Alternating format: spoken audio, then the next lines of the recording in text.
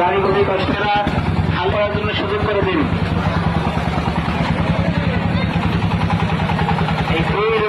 এই গাড়িটা আপনি দ্রুত গাড়ি করুন। পাশ থেকে বের হওয়ার যে সময় কোনো ব্যক্তি যেন হাসিল না কেটে বের হয়। হাসিল কাটার সময় ক্রেতা মাঠের বাইরে অথবা বাহিরে, মাঠের বাইরে অথবা ভিতরে কোন গরু কড়াই ভিতরে হবেন না, কিন্তু মাদ্রাসার হক নষ্ট করে কখনোই যাবেন না।